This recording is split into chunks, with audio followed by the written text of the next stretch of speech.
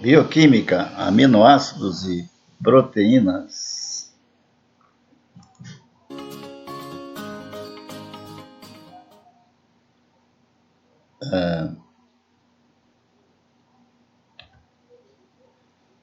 As proteínas são as moléculas orgânicas mais abundantes nas células e correspondem a cerca de 50% ou mais de seu peso seco. As proteínas são constituídas de aminoácidos, que é uma substância que tem um grupo amino e um grupo carboxilo, que caracteriza o ácido orgânico. Tem um carbono chamado carbono alfa, que é um carbono assimétrico porque é ligado a 4 grupos diferentes, tem atividade ótica. Apenas a glicina dentro dos aminoácidos é que tem 2 grupos iguais. No grupo R dele é um outro hidrogênio. Os diversos aminoácidos diferem apenas na natureza química do grupo ligado à cadeia lateral. Esses aminoácidos assimétricos apresentam configuração absoluta L, ou levógero, que significa que desvia o plano da luz polarizada para a esquerda. Os 20 aminoácidos mais comumente encontrados na estrutura de proteínas são denominados aminoácidos padrões ou primários. Utiliza esse termo para diferenciar os aminoácidos primários dos aminoácidos derivados ou especiais.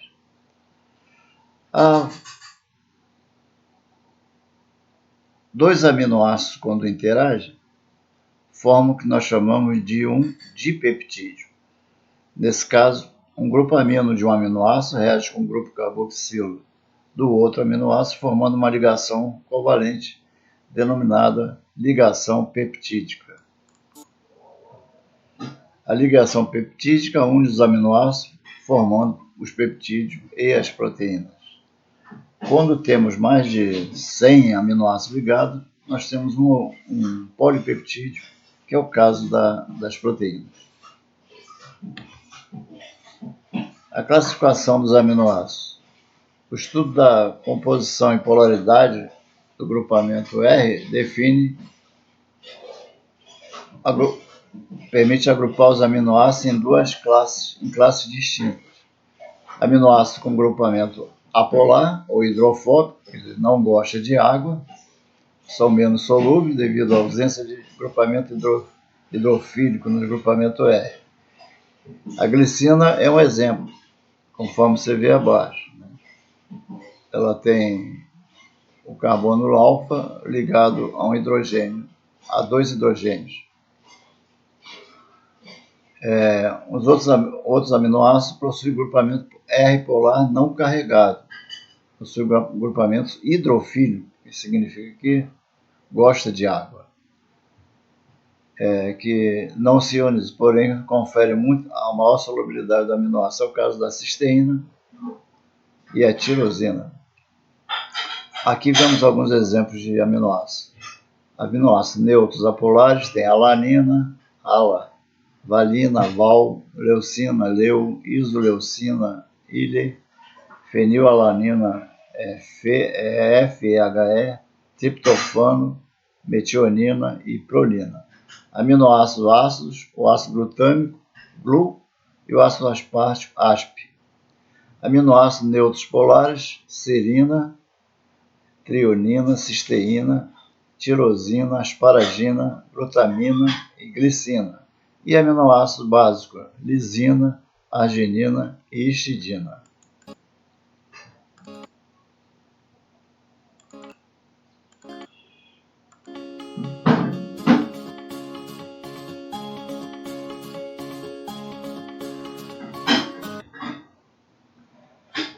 Aqui vemos a estrutura dos 20 aminoácidos citados anteriormente.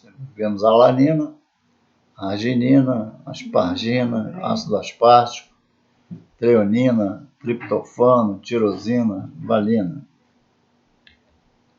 Propriedades ácido-base dos aminoácidos. O grupo amino e ácido encontram-se na forma ionizada quando em solução. Dependendo do pH, o grupo amino com carga positiva, forma catiônica, ou o grupamento ácido carboxílico com carga negativa, forma aniônica, podem predominar. Porém, em determinado pH, chamado pH isoelétrico ou ponto isoelétrico, haverá somente uma forma dipolar, ou seja, positivo e negativo ao mesmo tempo, onde será observada uma neutralidade elétrica na molécula. Esses íons dipolares são também chamados de zwitterions, expressão alemã, que significa íons hermafroditas. A figura abaixo mostra uma curva de titulação dos aminoácidos, onde se vê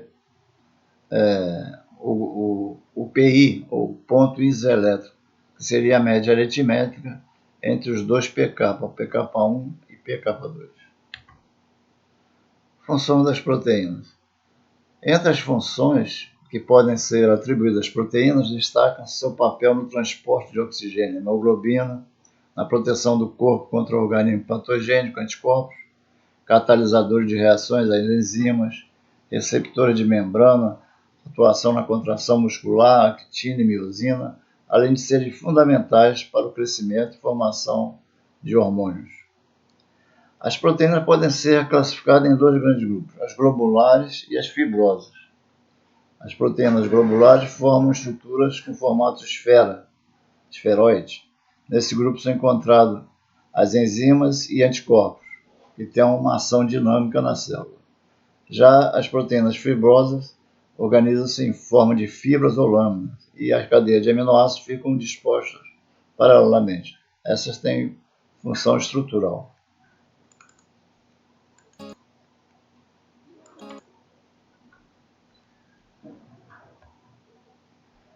Estrutura primária das proteínas significa a sequência de aminoácidos. Então, a convenção é que os aminoácidos, a ordem dos aminoácidos é de que o N-terminal, ou seja, o final com resíduo com grupo alfa-amino livre, é para a esquerda, é do primeiro aminoácido. E do C-terminal, com fim com resíduo que contém um grupo carboxila livre, é para a direita. Aí embaixo nós vemos o modelo de estrutura primária das proteínas.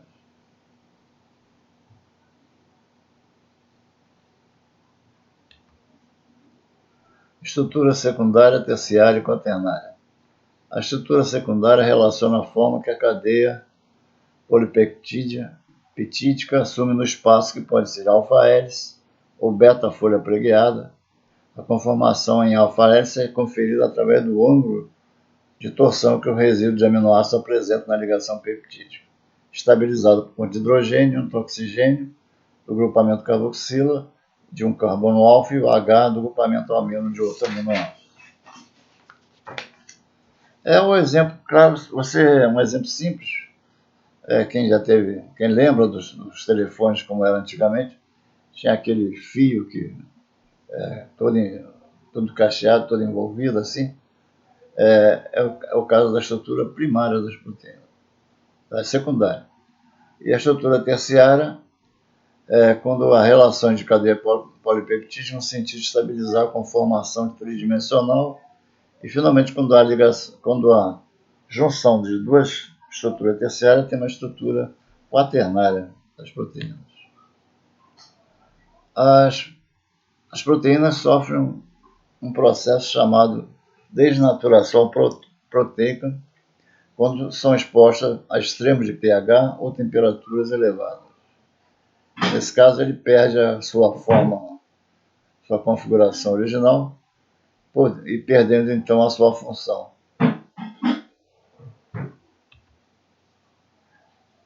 Fisiologicamente, condições extremas de desnaturação proteica são obtidas com variação brusca de acima de 50 graus e pH abaixo de 5, ambas as condições incompatíveis com a vida. Dessa forma, o desnovelamento proteico em hipertermia ou acidose leva à diminuição até a perda da função proteica, mas que se mostra reversível quando cessa a causa da variação de temperatura e pH. Exercício. Recentemente houve grande interesse por parte dos obesos quanto ao início da comercialização do medicamento Xenical no Brasil, Esse medicamento impede a metabolização de 1/3 da gordura consumida pela pessoa.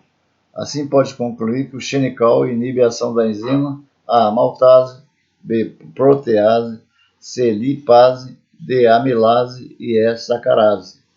Não, a enzima, nesse caso, seria a lipase, né? Que é falando de gordura, estou falando de lipídios. A enzima apropriada é a lipase. 2. Considere as afirmações abaixo relativas às enzimas. 1. São proteínas com função de catalisadores. 2. Cada enzima pode atuar quimicamente em diferentes substratos.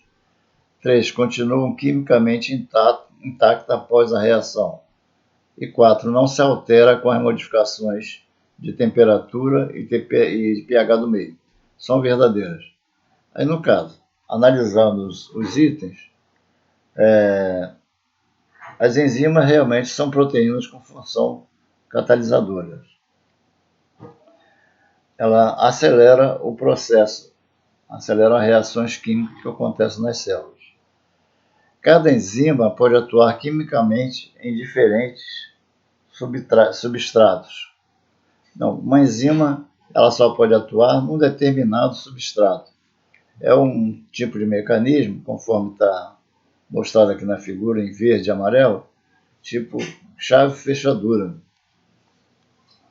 Nesse caso, não tem como pegar diferentes substratos. 3. Continuam quimicamente intactas após a reação. Exatamente.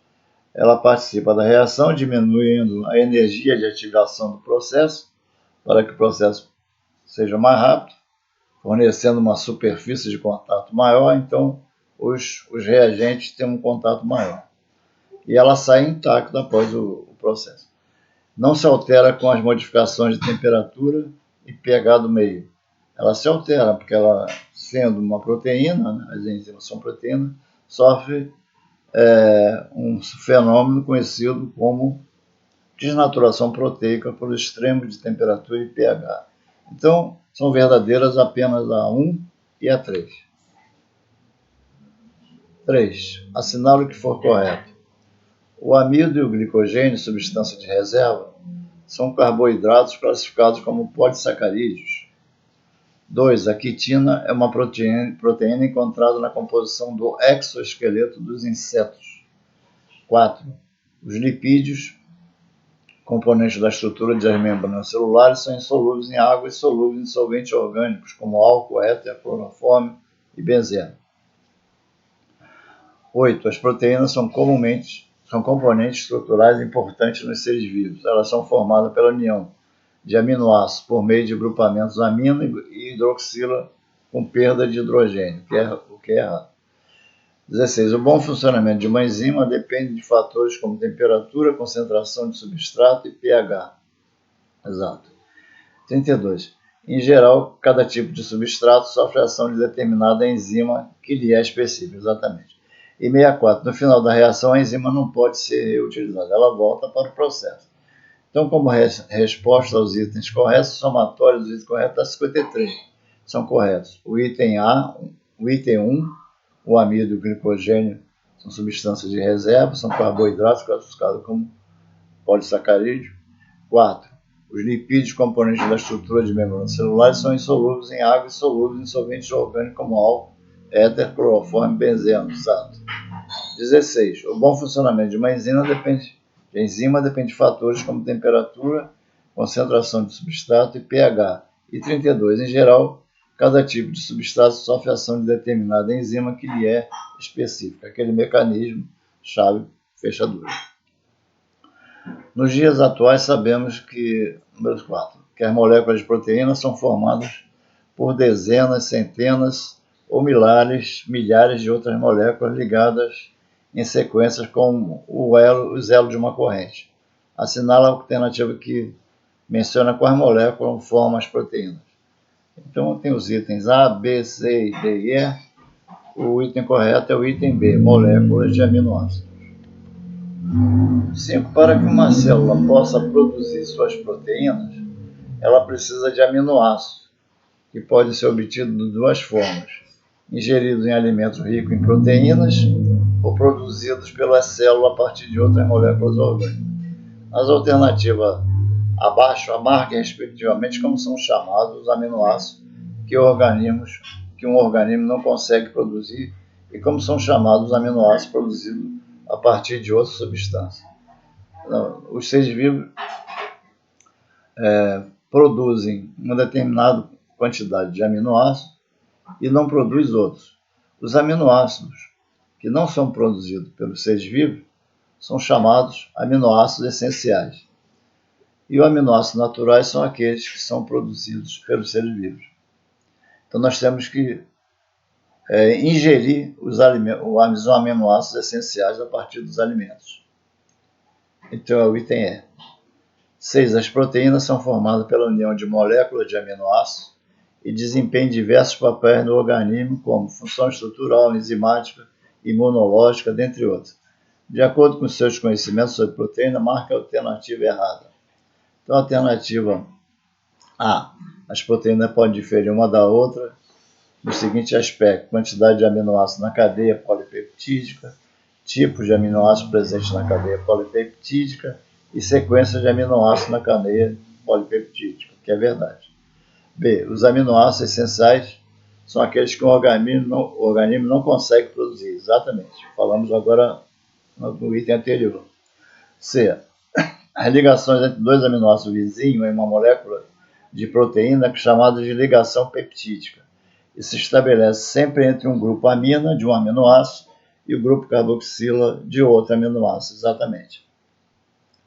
D. Com exceção das ribozimas, todas as enzimas são proteínas, sendo que muitas são proteínas simples e outras conjugadas. Exato. E item E. No final da reação, a molécula do produto se separa da enzima, que é descartada pelo organismo, que é falso. É o item E. Aqui nós vemos, então, o mapa mental, né, de tudo que foi falado. Então, nós relacionamos aminoácido com proteína, aminoácidos como unidades monoméricas, que ao serem ligados através de ligações peptídicas, formam peptídeos e proteínas. E as proteínas são abundantes em todas as células e também no líquido extracelular, em inúmeros tipos, formas e composições diferentes, cada qual com sua função específica sendo determinada a partir da expressão gênica.